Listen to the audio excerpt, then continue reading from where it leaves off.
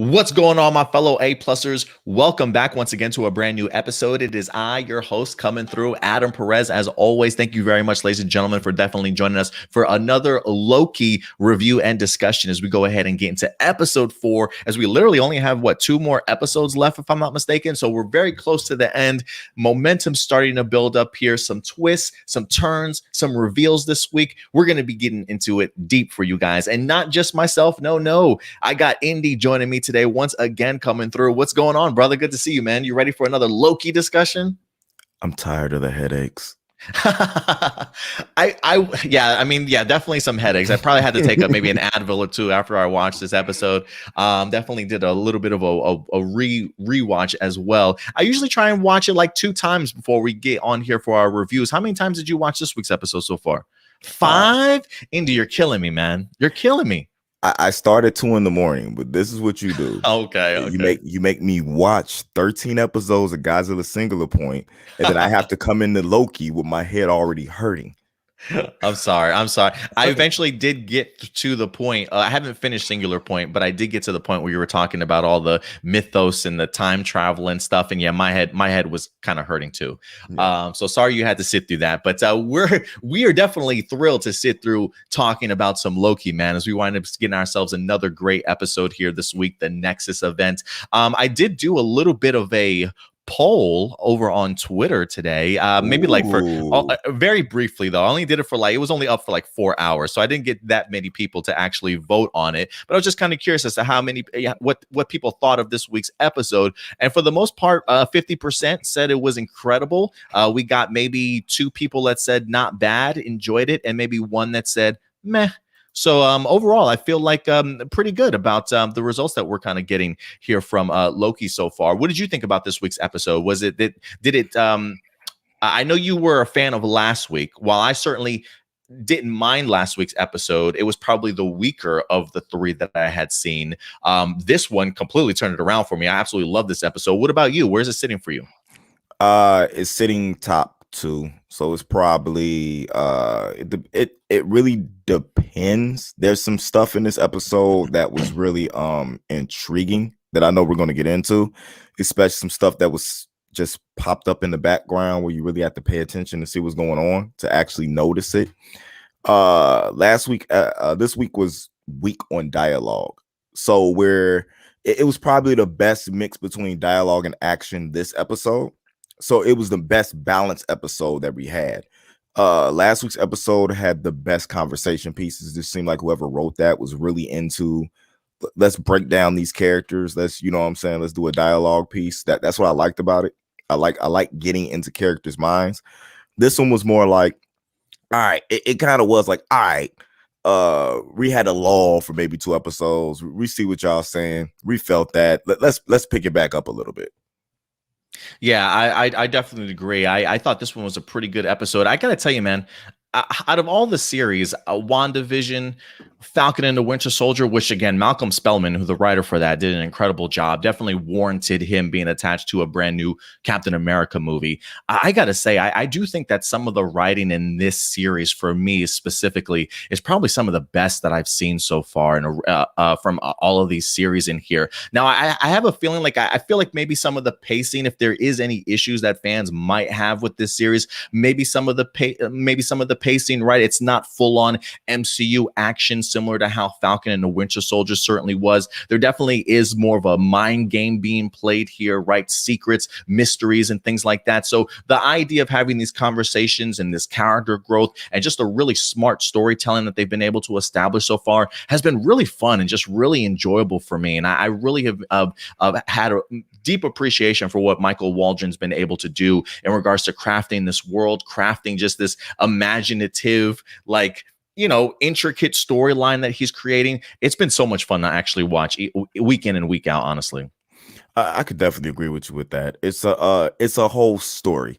I think that's what some people get mixed up about, is that I'm not taking each episode into point episode by episode. It is a full story by the end of the 6 episodes, and that's probably what I'm actually going to rate it. I get you. I get you. We did have ourselves some pretty big reveals in here, Indy. So I'm assuming everybody here who's joining us has probably watched today's episode. So if anything, as always, it will be spoiler heavy. So if you haven't watched this week's episode, feel free to come back and check out this video once you certainly do. But a couple things I want to go ahead and throw out to you. Real quick, shout out to Jamie Alexander for coming back. Lady Sif pops up in here, which I certainly was not expecting to see her at all. What did you think about the return of Jamie in here? Really well placed or what? Very, very well placed. Surprising none the least, because there was no we had just been talking about Lady Sif, I believe, not too long ago. Like, did they just, where was she at? They like just forget about her? Yeah, that was a stark reminder that she's out there, and I think it reminded a lot of people. And it makes me feel like there's a presence of her that's going to pop up in the future that she's just not forgotten about. I hope so. Maybe next Thor. It's interesting that for that situation he was in, they picked that character because of I feel like it's a character who is similarly going through what Loki is going through, because she's not necessarily that Loki had somebody else that he wanted, but she was alone sitting back watching Thor, you know what I'm saying, pursue somebody else. So her stepping up, saying those lines that she said were interesting to me, that it was that character. Yeah, that's some amazing parallels. I'm glad you brought that to light, because I almost honestly forgot about that she almost found herself in that same position that Loki was certainly in. We also get ourselves a little bit of a quick reference to vampires in this episode, which I thought was great. Mobius was referring to the idea that we've seen Kree, Titans, vampires. So vampires do exist in this MCU world. Nice little nod to maybe an upcoming project in Blade. Facts. That's very interesting to me. That, like I said, that every word they say is used in a particular manner.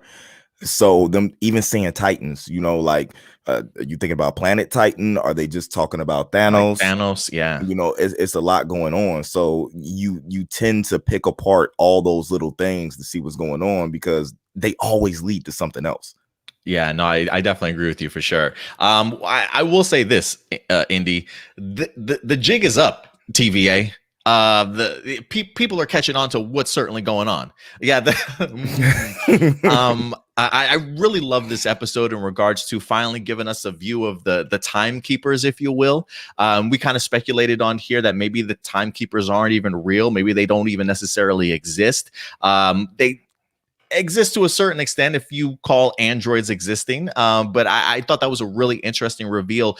And for me, Ravonna continues to play a huge role in this series, and I'm really interested to kind of see where they go with her next week. Starting off this episode, I thought was fantastic, of getting the opportunity to see her as a very early TVA agent before she wound up becoming a judge, getting the opportunity to see that one of her variants that she picked up was a very young Sylvie at the time. Definitely does make you wonder exactly what Sylvie's sort of nexus moment was. It's a question that Sylvie even has for herself, like, why am I so important that she had to pull me away from that particular timeline sort of thing. So any suggestions as to what you think maybe Sylvie's Nexus event was, or what she created, or what she was planning on doing?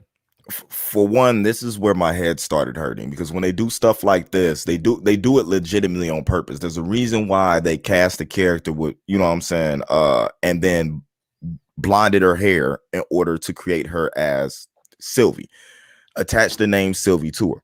They want to confuse you. They don't want you to know what's going on. So we're like, oh, what was our first plug? Enchantress. It's Sylvie, the plug. Then they show you her as a kid. Oh, black hair, long black hair, just like Loki's supposed to have. So maybe it is Lady Loki. Maybe it's an amalgamation of two. I started running through my head as soon as I saw it, and I was like, well, maybe Sylvie's Nexus event was the fact that she enchanted people to get that place she had, you know what I'm saying, as Loki. And she wasn't supposed to be there, or maybe it just was that she was born as a female Loki. Maybe she took over Asgard. You don't know, because they keep saying they don't remember, or maybe she didn't have a Nexus event at all. And I'm thinking the fact that maybe it's a thing where that I'm gonna throw my current theory out here. And I'm wrong 90% of the time, but 10% of the time I'm right. What if there is a person named Kang, right, who wants a balanced timeline, but it's always a Loki that causes chaos, because it's an interesting line that was said in here, and it was that the universe that the I have it timekeepers, for you if you want it. please. Yeah, let me see. Where did I put the universe wants to break free, so it manifests chaos, is what Yeah, Sylvie said in this episode. yeah, and that's what a Loki is chaos. So what if the universe is steadily birthing Lokis to create chaos, and then the TVA is there to get rid of those Lokis so that the timeline stays stable? So what if that's the whole point? I will say this. I don't I do agree with your theory to a certain extent, for sure. I Because I was honestly thinking the same thing. Like, a part of me was thinking to myself, okay, so if the timekeepers aren't real, maybe it is Kang the Conqueror that went ahead and established the TVA. Maybe it, like you mentioned, maybe it is the idea that he wants to control the timeline for himself, have, be the one to go ahead and kind of contain it as much as he can, to kind of whatever outcome he certainly feels is necessary. So maybe that's why he wind up sort of creating the TVA. But clearly Sylvie thinks that the universe as a whole doesn't need any restraint, that it wants to create chaos, and it wants to just birth sort of its own events and build itself up to whatever it certainly might be. So maybe you do have a Kang like that is trying to kind of contain it and maintain it for his own premises. I don't know where Loki fits into that, but you might be onto something there in regards to that. I wouldn't dismiss it at all. It certainly could make sense, to certainly say the least. Speaking of theories, Turbo Studios, aka Stewart, usually coming through. He says his theory is that Sylvie's Nexus event was that she was a good person, and therefore she would have never challenged Thor or any of the other Avengers to grow and become stronger. Because they have mentioned the idea in the past that the Avengers are key, right? Everything that the Avengers have done, they have not bothered them whatsoever. So maybe the idea was to manifest a true Loki, and maybe unfortunately Sylvie wind up getting ripped from that timeline. Definitely. Just a theory. Yeah, I could definitely see that theory. And just like what's that? What Desmond said. What's up, Desmond? I think they took her before she was able to do whatever she wanted to do, and she never got a chance to create that next event. It feels very Minority Report to me. And then he also said, I don't think Kang is in this either. I agree with you there. I don't think Kang is in this series. It doesn't mean that Kang isn't the reason that things are happening. And I'm almost thinking next week, I would not be surprised if we get, he may not be in here, but a name drop may come. Yeah. And the only reason why I said is because we do see Sylvie at the very end demanding answers. And for me, I would hope that, similarly to how we started off this episode seeing the past of Ravonna along with young Lady Loki, a part of me is kind of hoping that we start off with Ravonna's story kind of being told, maybe seeing who she was before she was part of the TVA, and following sort of her life and seeing how she maybe got to this particular point in time. And it wouldn't surprise me if Kang name winds up dropping without necessarily seeing him for the first time. Because Ed, tell me what you think, because I don't think Ravonna is necessarily an evil person. I think she's somebody similar to, like we see a lot of villains, just believes in what she believes, you know what I'm saying, or believes in what a higher power believes, and because she seems conflicted with everything she does. Like, she's thinking about the decision she has to make, but she ultimately makes the decision that, you know what I'm saying, is going to benefit. It don't even seem like it's her goal. It just seems like she's trying to keep herself out of trouble. You know what I'm saying? And that we know for a fact she's answering to somebody else. And that's even after the realization that the timekeepers were basically the Wizard of Oz. Yeah, that's when I was writing the description for this episode. I was like, when I said we pull back the curtain, because it's pretty much like, who's the man behind the curtain, right? Like, who's the real orchestrator of this? Is the Wizard of Oz as powerful as we certainly think he is? I do love this by AJ. What if Ravonna is a female Kang variant, right? They are all variants of something. So clearly a possibility there too. That's the beautiful thing about Kang, is that the Kang loves taking copies of himself, you know what I'm saying, out of the timeline to use them for he has to use them. But I really think that Ravonna's acting the way she's acting. I I really do like the story plot and the storyline of Ravonna being Kang's only love interest.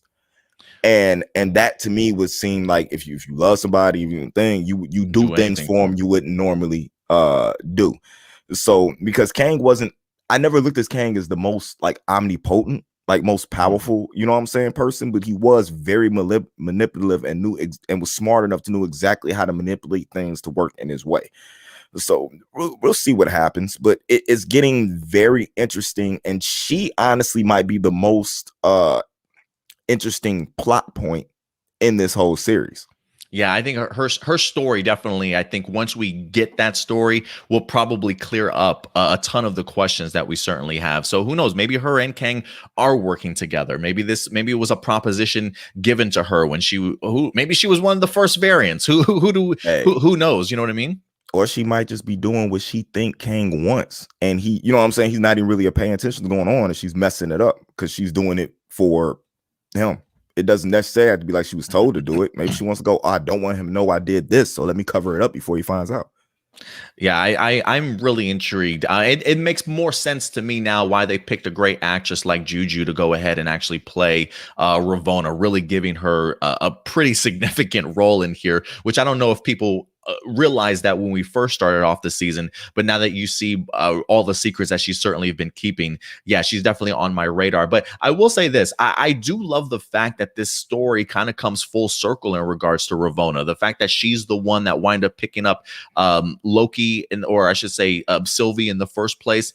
And clearly almost feels like she's got a personal vendetta. Like she's been trying to get this one variant for like the longest time. And now that we have these two actually meeting with each other and facing off against each other in this episode, it just felt very poetic for their storylines here to kind of meet up, honestly. AJ said if two Lokis can love each other and have feelings, Why can't why two can't two Kangs? Kangs? Because we see what type of Nexus event that was creating two Lokis having feelings for each other. Because if you looked at that thing, they've never seen a spike that went straight up. Who knows? At that Maybe point, maybe the Kang and Ravonna love interest is what created the sacred timeline, and maybe that's what Kang is trying to hold on to. yeah, because he doesn't want to lose that'd be very interesting for something like that. Maybe the reason he wants a timeline to go is so he can keep everything that he has. The timeline breaks apart, he might lose, you know what I'm saying, the only things that he wants. I do find this so intriguing. I mean, the fact that it almost feels like this season's going to come down to the idea of Loki and Sylvie maybe falling in love and creating this huge chasm. Because I honestly don't see the TVA surviving after this. I almost feel like something will happen where we will get that massive spike that sort of breaks the line and then maybe winds up creating chaos. So maybe the key to all this ending is Loki finding love at the end. Well, think about it. The most of this show was about him always being alone and always failing. Another thing is he's been pretty prominent of calling himself a narcissist. What does a narcissist love more than themselves? So why wouldn't he fall in love with another version of himself, as creepy as that sounds? Because that is totally wrong. You know, like, do what you want to do, Loki, but that is wrong. That should break the timeline. You shouldn't love yourself. You know, that's like going into a mirror, and it reminds me of them guys who used to dress and they used to perform, and then like they dress half of themselves as a woman and half of themselves as a man, and they're just turning around singing the parts. Like that's what it reminds me of. The thing is, we want him as this character to win so badly that we don't care that situation isn't the right situation he should be in.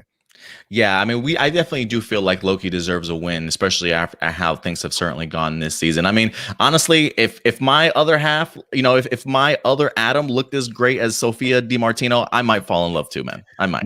But they called me. I really thought he was going to profess his love for like Lady Sif, and like it would have been the cheesiest storyline if the reason why he hated Thor was because Lady Sif liked Thor, and he was in love with Lady Sif. But it's to me, it's some reason it had to be that, you know what I'm saying, to be his time loop other than anything else. Why not throw him in a time loop where his mother is disappointed in him and lock him in there. To Mm. me, that seems like it would have been so much more easy to break him down and a lot more emotional trauma. I feel like it's a reason they picked that particular moment, something that we would have never thought about happening in that scene. Because why would he cut her hair? Because he thought it was funny, or because she was getting ready to go try to profess her love to Thor or something like that. He caught wind of it and decided to cut her hair so that she wouldn't go do it, because she would be her self-confidence would be low to approach Thor.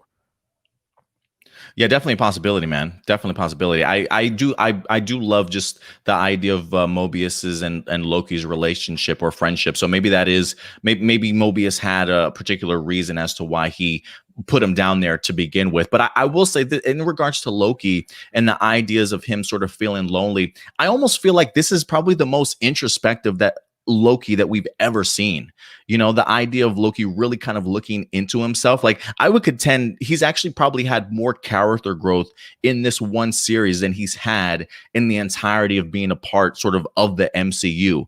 And I do think the idea of him being able to better understand himself, be able to have people around him like a Mobius that's kind of giving him that positive sort of reinforcement that he needs to be able to be anything that you want to be, right? Like, you don't have to be lonely forever, that you can kind of be whoever you are. I think the fact that Loki is using this time to really have that inner, like that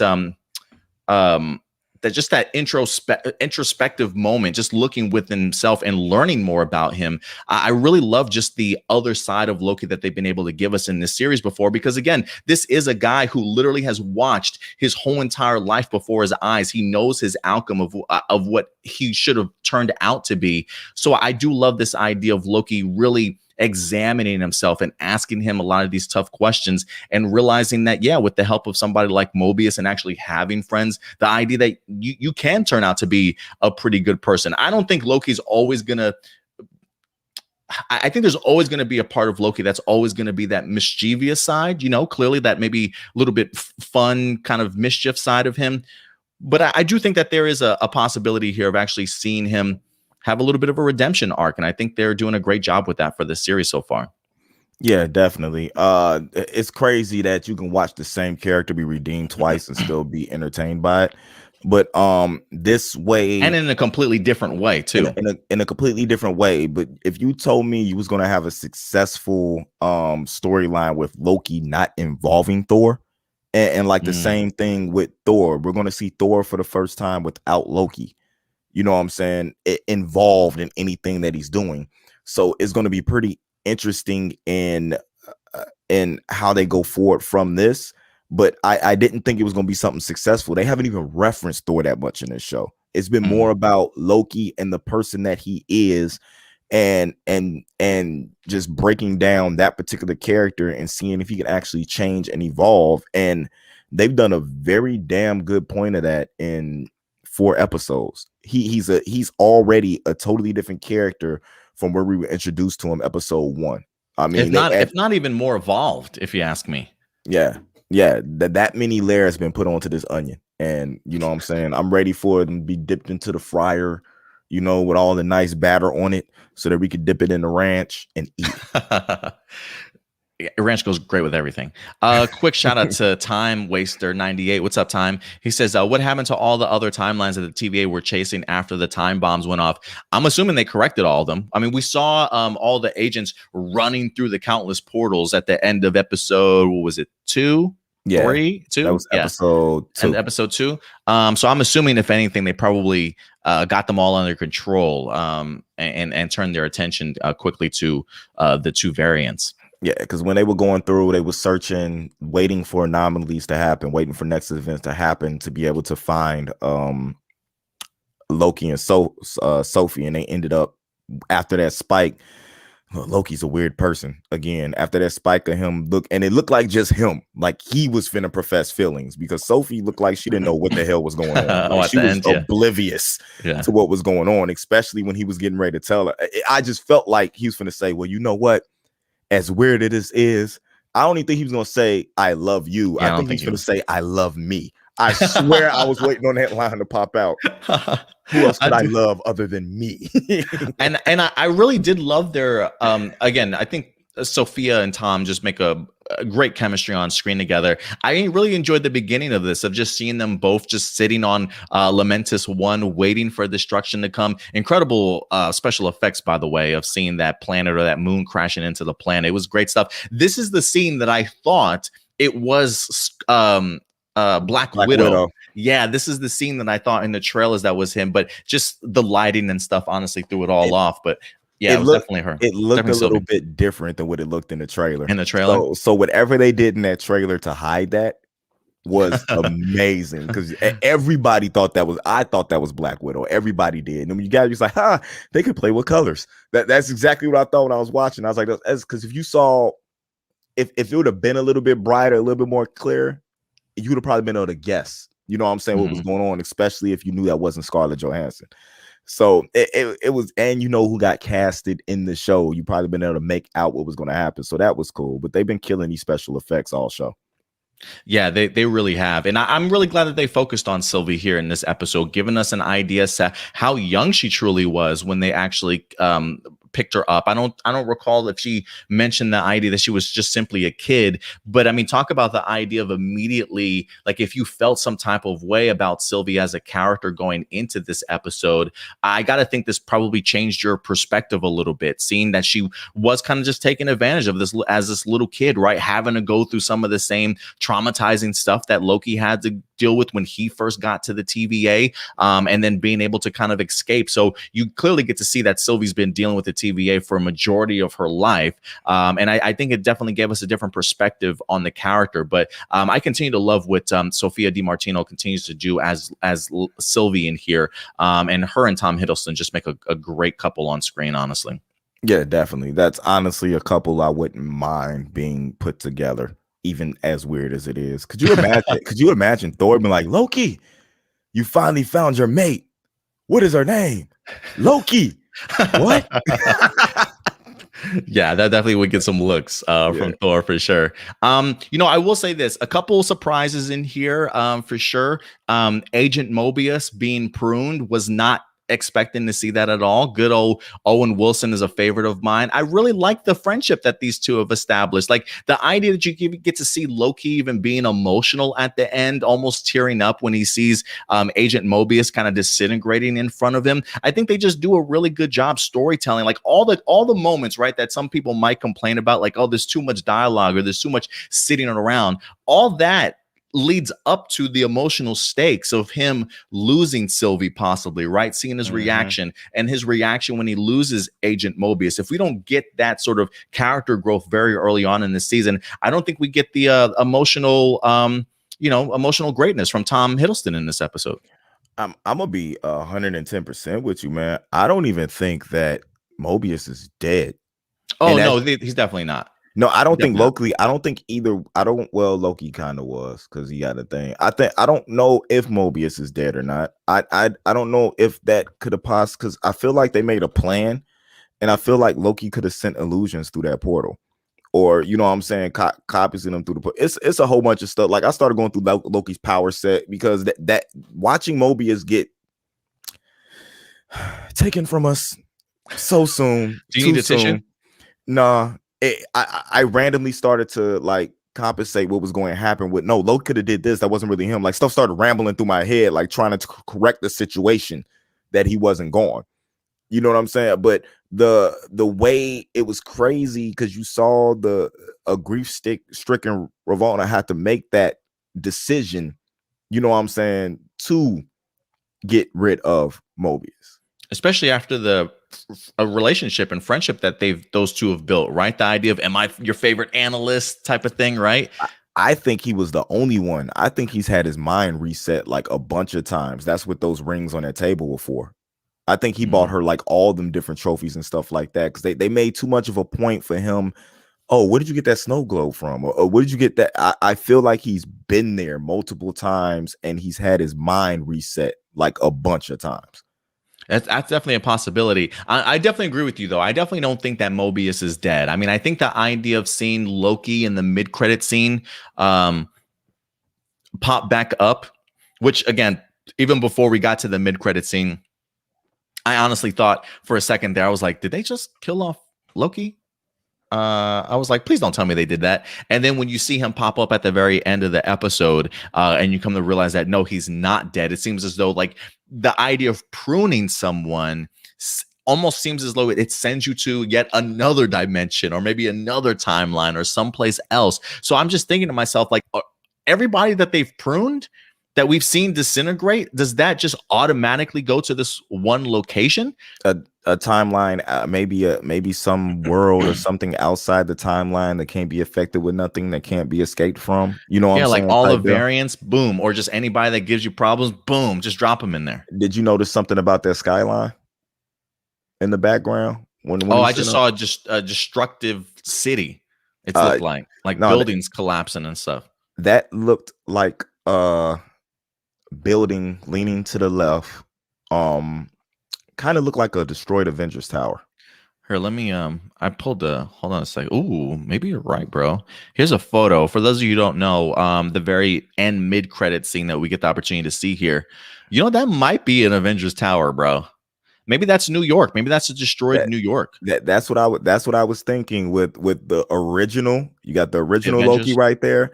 Yeah, from the comics. You got boastful Loki, kid Loki, and I've never seen an alligator Like, Loki in my life. So I think that might be a crocodile. I don't know. yeah, Whatever. you're right. Rounded nose, Is it? crocodile. Is that okay? Maybe that's a play on Frog Thor. You know what I'm saying? They Maybe, decided to yeah. put a croc. I have no idea what that is. Yeah, I don't know what that is either. I'm thrilled that they wind up including Kid Loki in here, though. I thought that was a great little nod. I love the fact that they got Richard Grant in here to throw on this dopey Loki outfit. Like if people wanted to scream to the high heavens, we need more comic accurate costumes. That's what that looks like. So I'm glad that they changed it up for Loki in the movies. Exactly. There goes your Wolverine yellow spandex with the like. We don't need that on screen.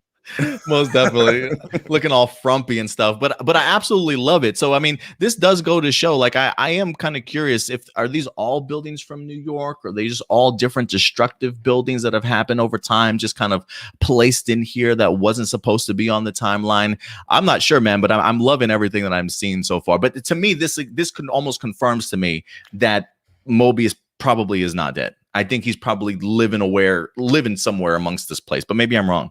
But this also makes me think of one thing, that like maybe a Loki, not meaning any specific Loki, but a Loki is what threatens whatever, you know what I'm saying, whoever is trying to do. So he's going through just taking out Lokis, period. Possibility. That's what one of the theories was that we just read a couple minutes ago, was the idea that maybe they're trying to get rid of Lokis. Yeah, and now you're gonna have to deal with a bunch of Lokis, because I feel like it's even more than the 5 that we're seeing now. I feel like it's gonna be like a little legion of green people that come back and take down the TVA. Like you're gonna see some type of special effects where it's like thousands of Lokis running to destroy stuff. Because when you start to think about it now, depending on who's a variant and who's not, you know what I'm saying, at the TVA, I don't think they're as big and as bad as they feel. They feel like they're holding on to things, you know what I'm saying, by a string to start off with, when you start to see things get broken down. So who do they really have? Yeah, I feel like just based off of everything that they said, it feels very much like everybody there is certainly a variant. I wonder if that means that Ravonna's a variant herself, or like I said, maybe she's the one that kind of began this. Like, I feel like she's very much the only person that truly knows the truth as to certainly what's going on with everybody. A couple things that I would like to see, and I mentioned this earlier. One, I would like to see Ravonna's past. Honestly, I would like to see everybody's original timeline. And that includes Mobius. That includes Agent B-15, who finally turned the corner in here. I thought it was a great scene between her and Sylvia, where she takes her back to Roxmark in order to go ahead and actually have her truth revealed to her. I thought it was an amazing scene. So I hope that when we get into next week's episode, or before the season concludes, that we do get a B-15, maybe even further for C-20, along with Mobius and Ravonna's past revealed. I almost feel like, because I kind of want to see Owen Wilson on a jet ski. I can't lie. Yeah, but I think another thing about that metaphor or whatever he was given with the jet ski was cool, because if you think about what a jet ski represents, is like freedom, the open water. You know what I'm saying? Be able to go where you want to go. And then like how he was comparing it to being immediately like being a part of the TVA, you don't get to go where you want to go. You know what I'm saying? You locked in. You have this one specific thing you can do. You know what I'm saying? So for me, it's like he's attaching himself to something in his life that felt like freedom, and maybe that's why something where he was always kept so close to put in the position he was had. Because like I said, I feel like he was reset multiple times, and maybe that was the reason because he kept finding things that were wrong and figuring out what's going on every time. Reset. You know what I'm saying? Men in black him. Let's take him back because he puts the cup down in the same exact place every time to make a new ring. Like, you know what I'm saying?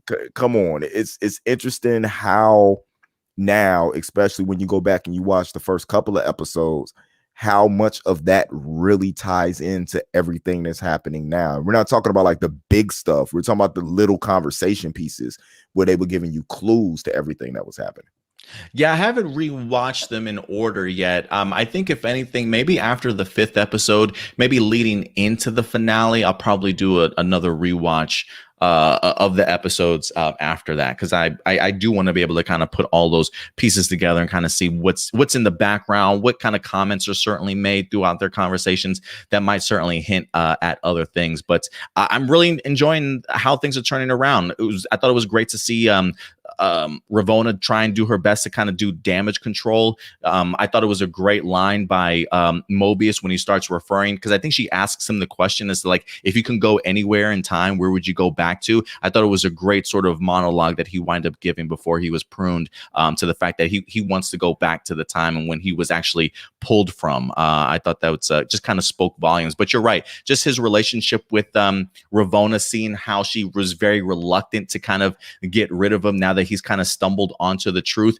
I need some answers, Ravonna, and I better get them next week. So I'm really hoping that Sylvie comes through and really clarifies some things for us before we head into the finale. Definitely. Sylvie's a badass. And I don't know what the hell was on Loki's mind, knowing that they didn't take out Ravonna.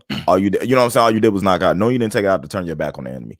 Of all people, of him, the trickster himself, to turn his like back on this enemy. It was just crazy to me. And I immediately thought, before we got that mid-credit scene, I immediately thought, wow, this is how they're bringing a new Loki into the MCU. Like that's the main thing you think what happens. Like, okay, like the way they took out Tom Hiddleston was no reaction at all. It was like fan reaction, how it did, like the way they took him out, it was really like boom, it's over. Oh, it freaked me out. I will tell you, when I watched it freaked me out when I saw him. I was looking at the reaction like Sylvie didn't even care. Like type thing. So either she knows what goes on, or it just hasn't hit her yet. Or she didn't feel the same way Loki felt. She looked utterly confused when he just stopped right after battle. Well, I will say I don't necessarily know if I think one of the reasons why she probably wasn't expecting that is because you just literally just got out of a heated battle, right? Like the last thing you want to talk about is love. So she's probably wondering like, do you have some other big reveal or some other secret you certainly have to tell me? So I definitely don't think she was certainly expecting that at all. It just feels like they didn't, like when they took out Mobius, it feels like they meant that to be a sad moment. You know what I'm saying? But at my heartstrings. Look at Loki. He almost cried. Yeah, but when they took out Loki, it just the way I felt like they framed it, it was just an afterthought. It was just like boom, right? You know what I'm saying? Right into the next thing. And I think they did that on purpose, because as soon as that happened, before I even checked and looked, I went, something else got to happen. You know, you start, okay, it's over. You start scanning the look. It was like, it's got to be something else. And then you ran right into that mid-credit scene. I was like, yeah, I was like, I like the way they did that. Yeah, me too. I was like, damn, close call there. So yeah, I'm glad that I was really impressed with this week's episode. I was really thankful. Again, even if people may have some issues with the pacing, I just think the storytelling has just been incredible, honestly. Any last things you want to talk about or pull up?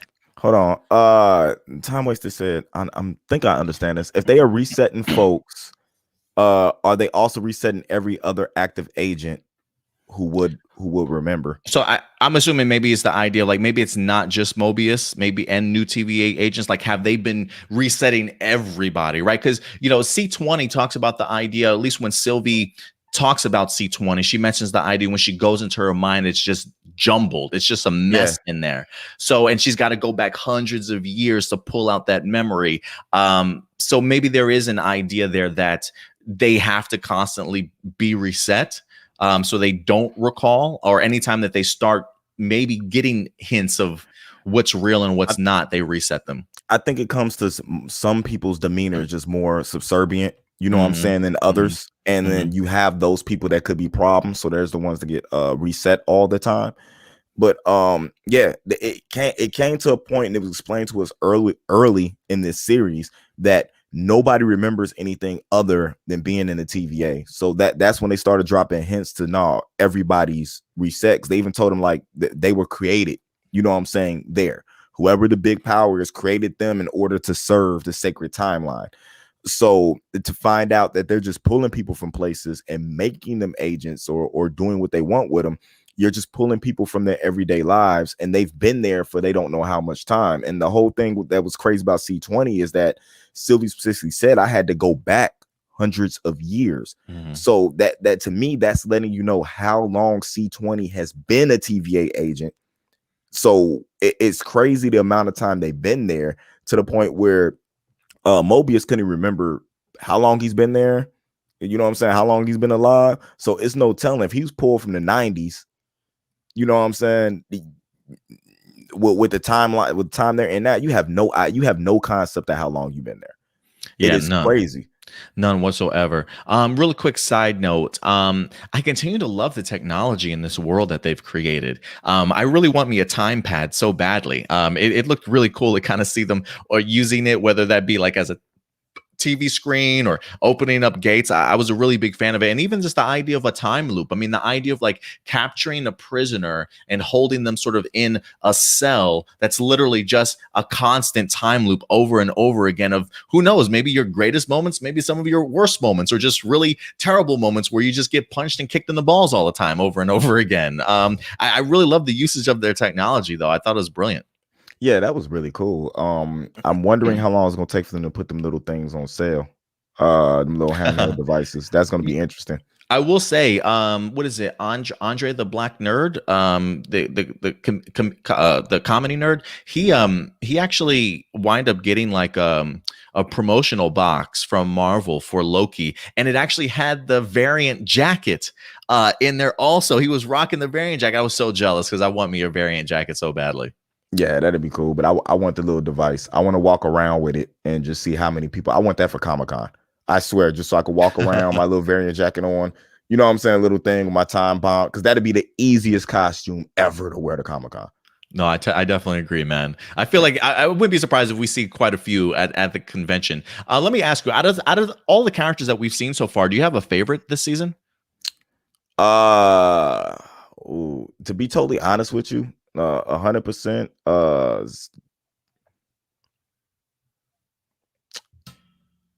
Mrs. What's her name? Mrs. Times, the little clock. I know you're talking about the cartoon. Yeah, the that's my favorite character. But I'm partial to I'm really partial to Sylvie too, as a character in all. And her storyline is really good, but the little cartoon, man, that set the tone for me for the series, and I keep looking for her to pop back up, and I think she's more important. Like I die on that tree that she's more important than what they're showing. Yeah, like who created that design? Like, why would they use her of all things? So who knows, man? That would be crazy if there's even a bigger reveal about who she is at the end. That'd be kind of crazy. Yeah. But Miss Minutes. I heard rumors that even that there's a theory going around that it's Wanda who did all of this in order to be able to get her kids back. Oh Lord, please don't. Yeah, your head's gonna hurt even more, man. Yeah, don't do that. Don't do that, because I don't think that's a tree you want to bark up, because I don't care how many Lokis you are at this point. I don't think nobody wants smoke with the Scarlet Witch. Yeah, no, not right now. Not right now. Quick shout out to Desmond Johnson. Thanks for coming through, Desmond. He does say, do you guys think Loki goes back to his original timeline at the end, or does he come out of this back alive in the current MCU? I think he comes back alive into this current MCU. Ask me again after I see a new contract from Kevin Feige.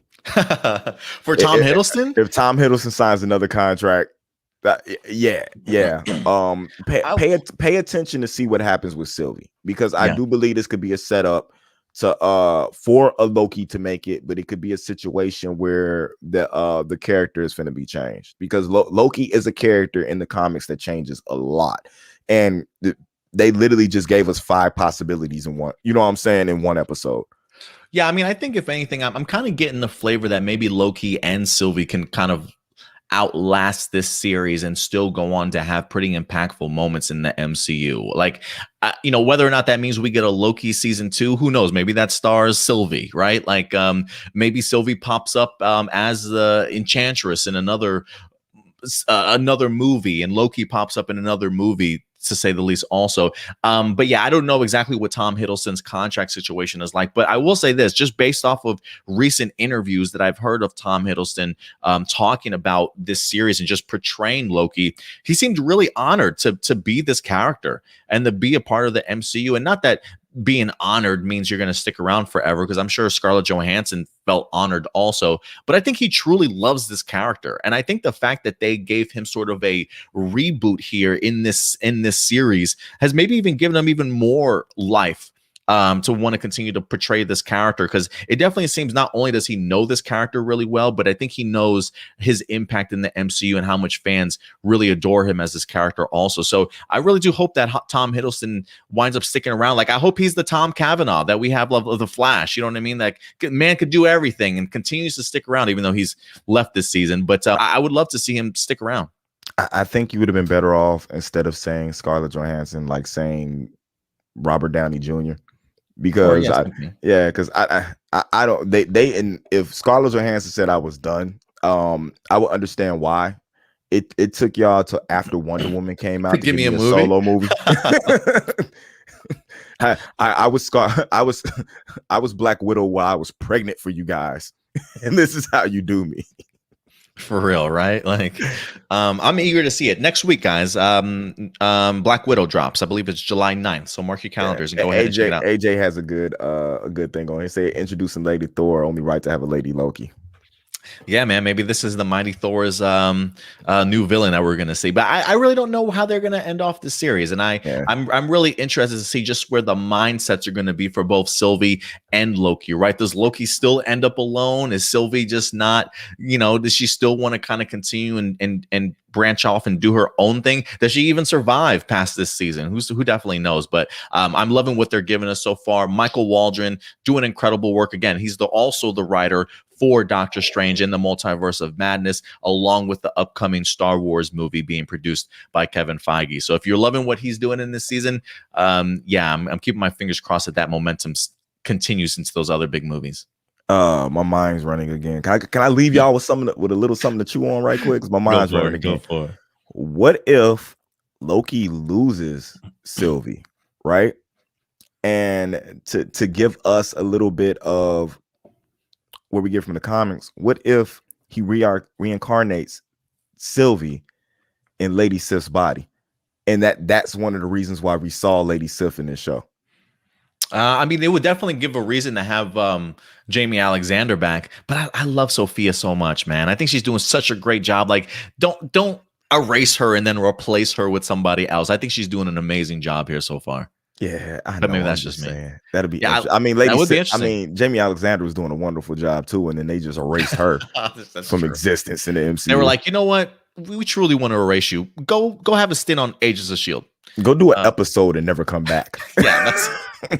But I understand the point. She is the only person in the MCU other than Nick Fury and what's her name? His lady agent. I always forget her name. Kobe Smulders' character. Maria Hill. Maria Hill, that knows Coulson is alive. Those are the only 3. So you bring her back. You don't think she's going to tell Thor that Coulson is alive? No, totally not. Totally not. Agent Coulson's sadly going to remain dead. No, I hope they bring him back for at least Secret Invasion. I think, like, if there's any appropriate time to possibly do it, probably Secret Invasion. Now, whether or not they reference his past with the Agents of Shield series is completely different, though. You know how you piss a whole slew of fans off? Bring it back and don't reference the show. You want to see a lot of Disney Plus cancellations? Yo, hey, they've already been doing that to Agents of Shield fans, so it's the norm for Marvel at this point. Man. But guys, listen. Oh, go ahead. Agents of Shield fans matter. Agents of Shield fans matter. Yeah, hashtag.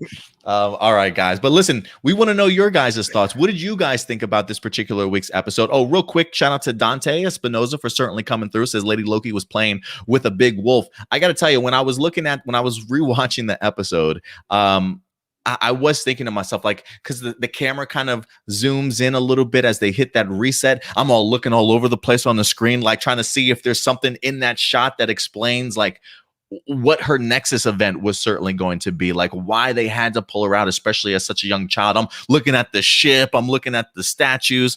Yeah, I couldn't figure anything out, man. You think there's a reveal in there somewhere, though? I was looking for hella.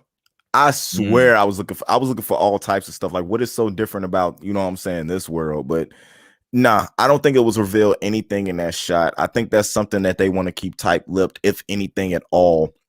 I just hope when it comes down to it that it wasn't a ploy just to bring this emotional, you know what I'm saying, trial out of, you know what I'm saying, Tom Hiddleston's Loki. I'm hoping that it's more to chew on that situation and what we're really getting, and that they didn't just use it as a plot device. And that's what I'm scared of, is that that was just a plot device to get from point A to point B, and there's really no more meat on the bone with that. Oh, I hope so. Man, I really hope that there is. You have any expectations going into the last 2 episodes? Anything you'd like to see? It's a lot I like to see, but I know I'm not going to get it.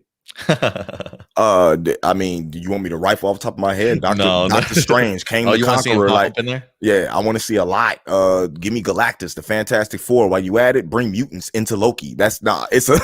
You know, that's funny that you brought up. That's funny you brought up Galactus, because AJ did mention him. He said, "Did anyone notice the neon red lights behind the Timekeepers looked like Galactus's helmet shape?" I was digging out some of the shots, but honestly, when I was looking at the base for the Timekeepers, the only thing I could think of was like Sith Temple.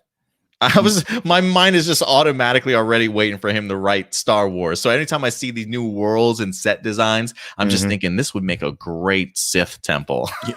Well, you thinking like, can I use these same CGI effects for Star Wars? You think they'll notice? Let's go ahead and start embedding Star Wars in their minds now. So who knows, man? Maybe you might. Maybe there is a Galactus reference at some point in time. But we'll see. We'll see. But guys, listen, we want to know your thoughts. What did you guys think about this week's episode of Loki? Best of the season, middle, where do you put this? What are your pros? What are your cons? We definitely want to go ahead and know your thoughts on this week's episode.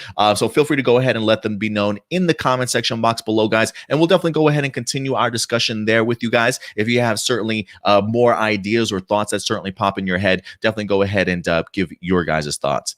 But Indy, if people want to reach out to you on social media, sir, where can they find you? First and foremost, you can catch me right here at the APlus Hero Report YouTube. I'm here all the time, just doing stuff. Flash review will be up tomorrow. Forgot the Flash was on. We totally look. Loki trumps Flash all day, like all day. When Tuesday hits, the only thing that's on my mind is Loki. So I'm sorry, guys. For Wednesday, for the next day. For the next day. So I apologize about that. But nah, you can also catch me everywhere at Nerd Mix Alpha, and you can search the music on all streaming platforms right there in the Uchiha. Awesome. Appreciate it, Indy. And of course, guys, if you want to follow us on social media, you can definitely do so right here in that top corner. APlus Opinions, very active over on Twitter, along with our main Facebook page. So definitely check us out there, as well as Instagram, as well as Twitch for you gamers also. And of course, we definitely will be back next week, every Wednesday, live at 8 p.m. Central Time to go ahead and discuss the newest episode of Loki. But until then, guys, do us a big favor. As always, take care of yourselves, take care of each other, and as always, keep it A+.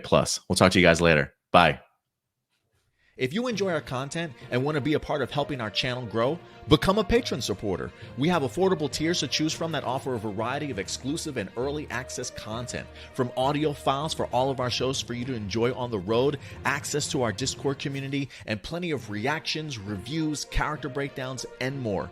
Check us out at patreon.com/aplusopinions. And as always, remember, like, subscribe, and hit that bell notification so anytime we drop a brand new video, you will be notified.